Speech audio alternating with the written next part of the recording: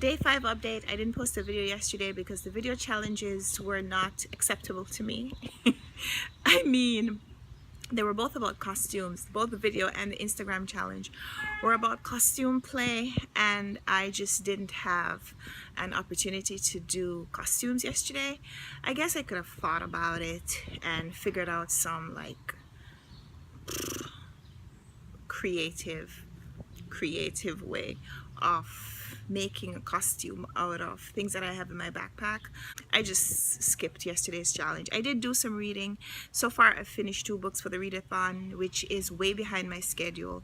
I have a book of short stories that I'm almost finished. I only have 2 stories left, so I'm almost done with a 3rd book. Today I plan to fulfill the challenge where you read a book completely outside, because look, I'm outside. The weather is great. I have a couple of hours before I have to go anywhere, so I'm going to read Jamaica Kincaid's Annie John and complete that challenge, and then we'll see what the weekend holds for us.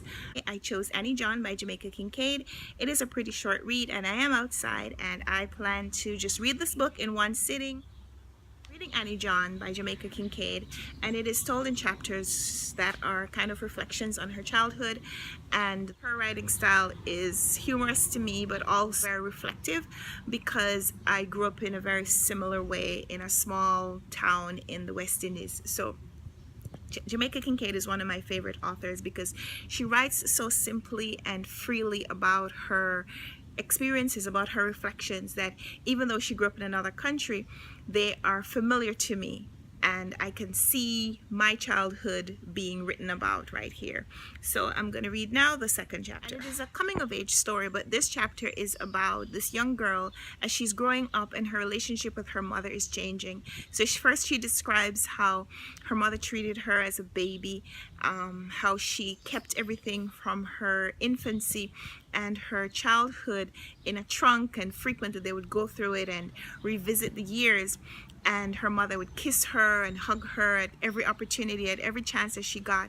And as she's growing up and making connections with people outside of her family, how she is seeing this change in her relationship with her mother and just like feeling the world fall away. And it just reminded me so much of my own childhood. So I'm looking forward now to chapter 3. I just finished chapter 3, in which she talks about her experience going to a girls' school and, as she calls it, falling in love with a girl named Gwen. But it is not necessarily like a romantic love. She's an only child, and she's having these feelings for someone other than her family, and she is of course transferring them onto this person, Gwen. It's more filial love that she's describing more than erotic love. So I'm going to take a break now. 3 chapters done, and I'm going to go get some food, so we'll talk later. It is somewhere in the middle of the afternoon, and I am just about to have lunch, still reading this book. I am at page 59, and I'm enjoying my summer breeze, my alfresco lunch.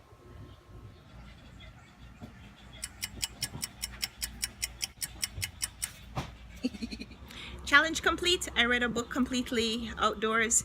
It took me a couple of hours. It's 148 pages. This is Jamaica Kincaid's Annie John, and in this story she tells about this complicated relationship that she has with her mother, where they both have the same name. So even though at one point it seems like you're reading about the daughter, it could also be considered that you're reading about the mother. And it's such a wonderfully written book. It was a perfect book to read outside on a summer afternoon.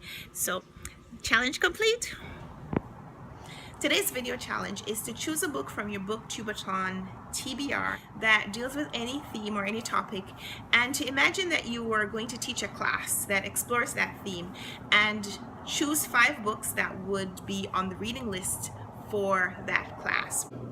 I chose New York 1, Tel Aviv 0, which is a collection of short stories by Shelley Oriel, and she was born in the United States but grew up in Israel. And among other things, the stories in this book deal with immigration and the comparison between living in these 2 different cultures, these 2 different countries, and just some of the problems that immigrants face. Immigration is a topic that I really like reading about in fiction and nonfiction, because I'm an immigrant myself, and I would love to teach a class about immigration.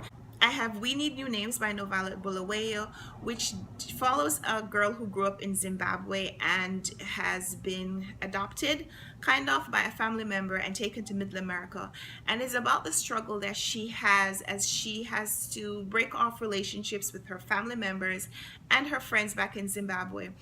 And as she grows up, kind of making this comparison as to whether life in Middle America is truly better, because she's lost all these things. Yes, she's gained a lot, but she's also had to compromise and give up a lot. So this would be on my reading list. I also have The Spirit Catches You and You Fall Down by Anne Fadiman, and this is about the Hmong people from Laos. This is a nonfiction read, but the stories are so stunningly told. This book gives you another perspective on immigration, because it is about a group of people who are struggling to maintain their cultural identity when you can see how it could be to their detriment, and it would actually be in their best interest to assimilate instead of trying to remain so different. I have The Namesake by Jhumpa Lahiri, which is about Indian immigrants moving to the United States, and the child that they have in this country, they force on him the idea that you can still maintain the Indian tradition, but this person who does not feel like an Indian because he is American, and just the struggle that he has as he tries to honor his parents' tradition, but also developing his own hybrid identity as an American Indian or Indian American. But this is such a great read, and I definitely put that on my reading list. The Sun is Also a Star by Nicola Yoon would also be on my reading list. It compares immigration from two different characters' perspectives. One who is being forced to leave this new immigrant land and return from whence she came, and she is very desperate not to have to go back to that lifestyle. And I think that this, among other things, this is an exploration of immigration and the effects that it has on children. And finally, I have Exit West by Mohsin Hamid, which I haven't read yet, but I know it is a story about a couple who are fleeing their country because there is a civil war going on and they're finding refuge in another country. And I chose this book because I know it has to do with immigration, but also because on a reading list, I feel like there should be at least one book that I haven't read yet. So me and my class, we could experience this book together. So that's my reading list on immigration. That's my video challenge for day 5, and I will get back to reading now so I can complete my challenge for day 5.